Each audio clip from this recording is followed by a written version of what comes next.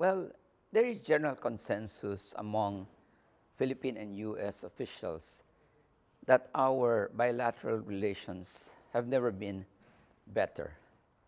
As we mark the 70th anniversary of the establishment of Philippine-US relations, we highlight the durability, comprehensiveness, and dynamism of our ties.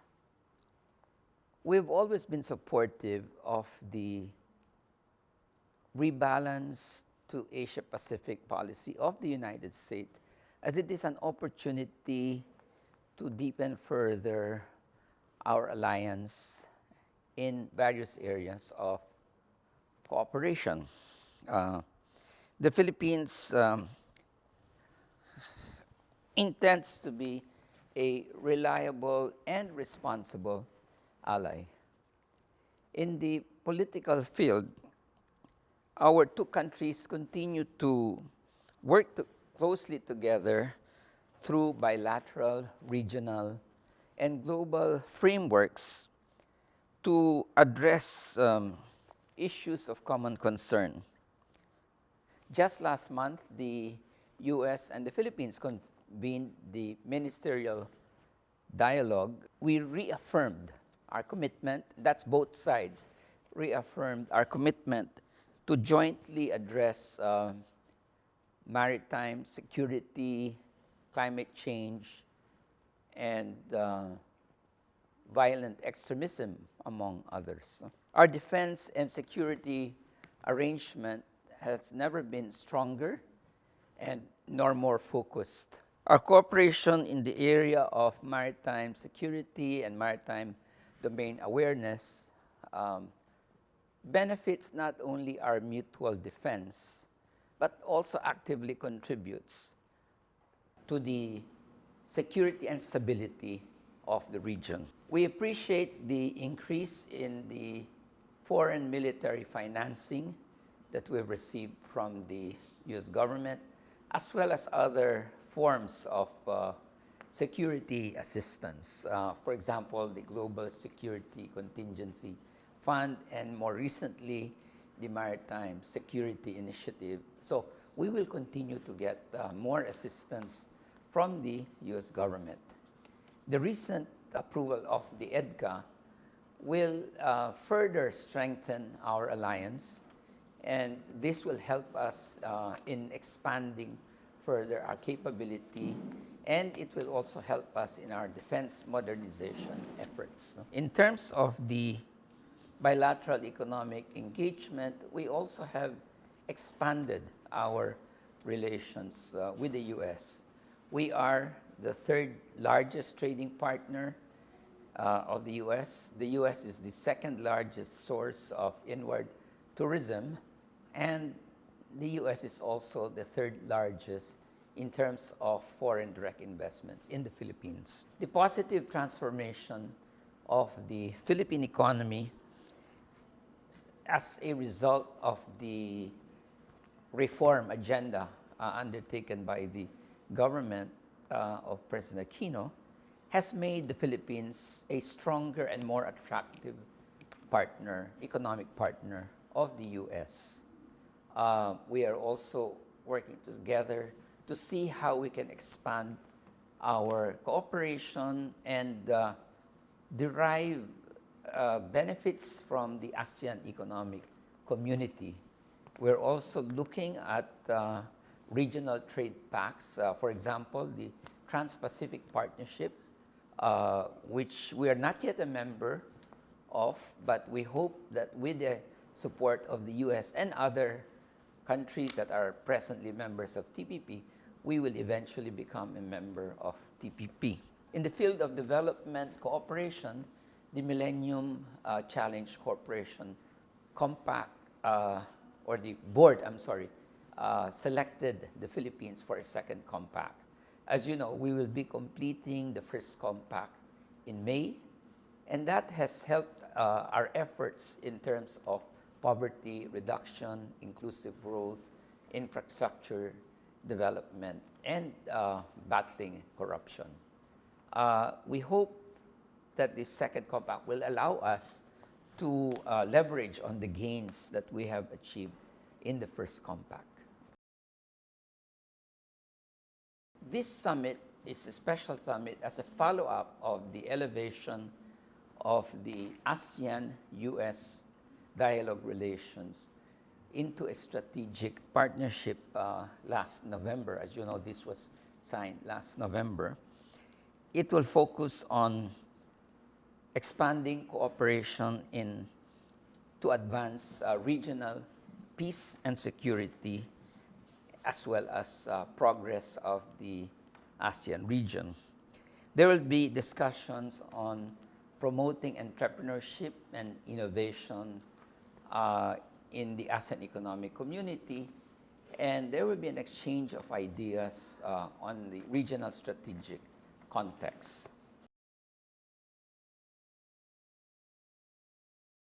The summit is an opportunity for leaders of the ASEAN and the US to have candid conversations about issues of mutual concern. It is an important step for the leaders to substantiate their strategic partnership between the US and ASEAN. More to the point, this summit underscores the central role of ASEAN in ensuring stability and prosperity in the region. As a member of ASEAN, the Philippines appreciates the significance of the summit in the development of a regional framework. It is our firm belief that the US must continue to play a key role in ensuring the regional security architecture for the 21st century. This summit reaffirms the commitment of the US to continue playing such a key role. The first meeting, I believe, will be with Mr. Andy Bird. He's the chairman of Walt Disney International. And I understand that they will be discussing the investment policies and the climate in the creative sector, particularly game development and animation. I think the president will also welcome an exchange of ideas how the Philippine government can continue to support and develop the industry. So we're looking also how can we work together with Walt Disney in that particular regard. In the case of Western Digital, the president will be meeting with the CEO, Mr. Steve Milligan, and they will be discussing how they can expand the operations of Western Digital in the Philippines. You know, Western Digital is in the manufacture development and providing data storage solutions. They have a 600,000 square feet plant in Laguna Technopark, and they have over 10,000 employees. So they're quite a large employer in the Philippines. The president will also explore with them the possibility of their setting up shared services in the Philippines. The third company is AECOM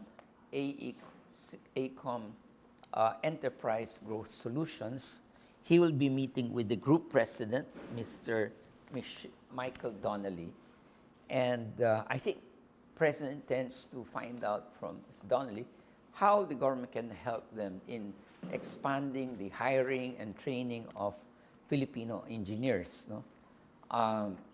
because they are interested to expand their operations by partnering with private sector clients with respect to infrastructure development.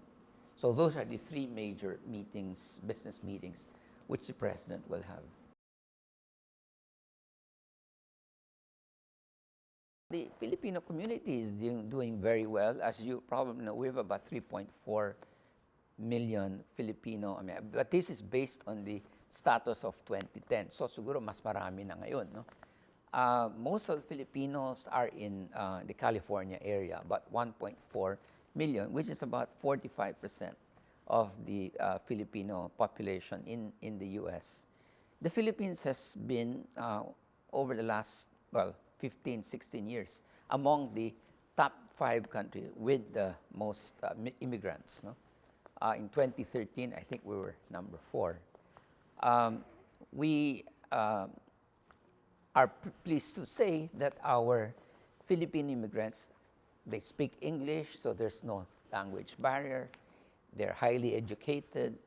The Filipino Americans constitute, I guess, when you look at income levels, second highest among the Asian Americans. I guess because we have a lot of doctors, a lot of nurses who earn quite well. No? We have the most concentration of Filipinos in the Los Angeles, San Diego counties. We have also, of course, in Honolulu. Hawaii would be the second largest state where we'd have most Filipinos, about 340,000. And then the rest, New York, New Jersey, Illinois, would have probably about 1%. No? They're lower than Hawaii and California. We have a lot of Filipino Americans who have done very well in their professions. Every year, the Philippine Embassy in Washington, D.C., we acknowledge outstanding Filipino Americans. For example, in 2015, we gave awards to Dr. Bobby Gempestao Conrado. His nickname is Bobby Gempestao. He's the president, the first lay president of St. John's University, Catholic University, with roughly about 15,000 students. So it's a major university.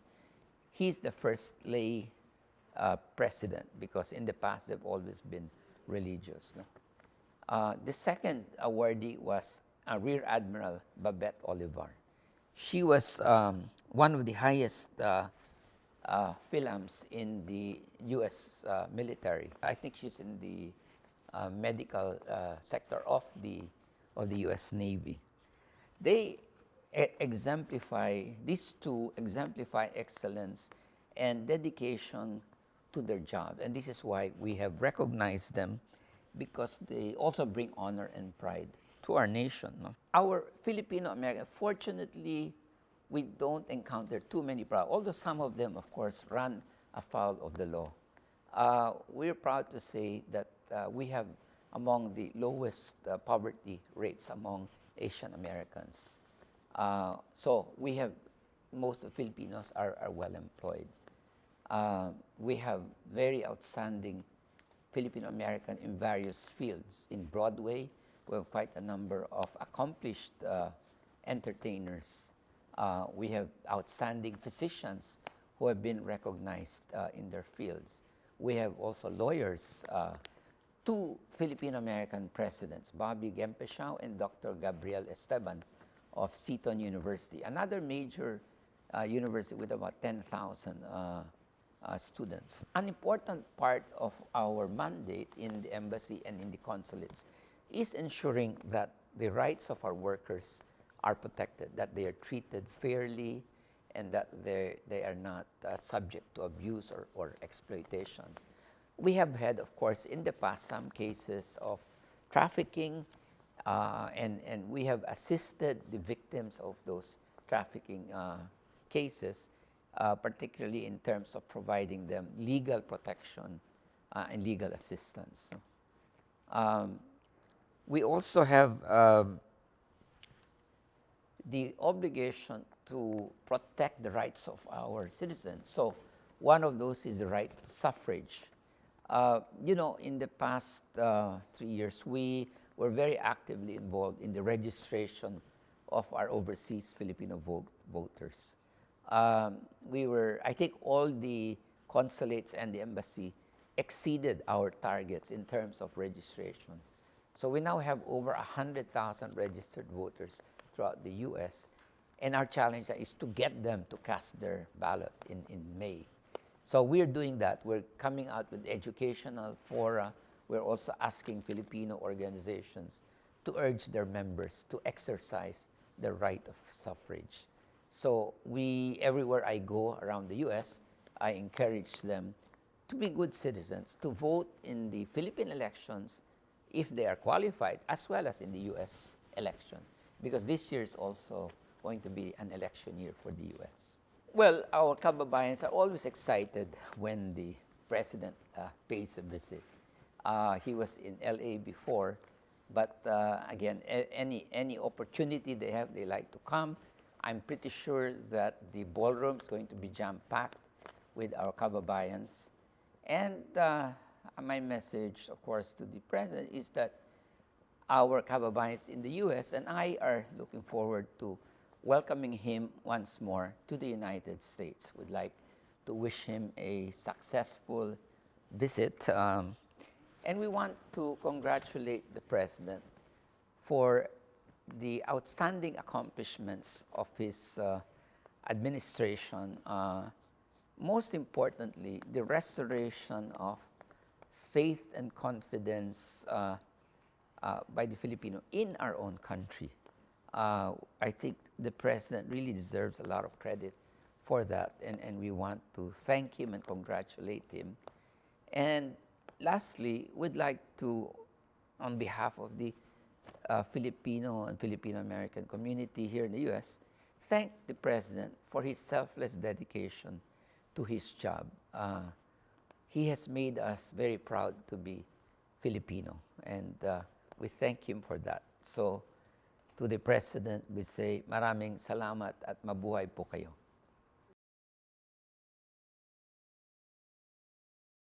Well, first, of course, I was pleasantly surprised when I was informed that I would be receiving that. I am, of course, very humbled that I am being given that recognition by the president, and I am very grateful to him and, of course, also to Secretary Albert Del Rosario for having given me the opportunity to serve the Filipino people.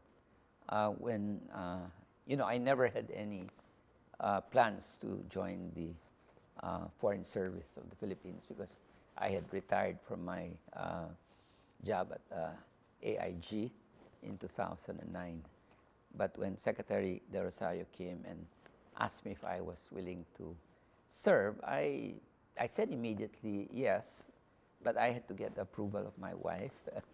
That was not readily given, but eventually she did agree for me to take the job. So I thank the president and of course Secretary De for having given me that opportunity.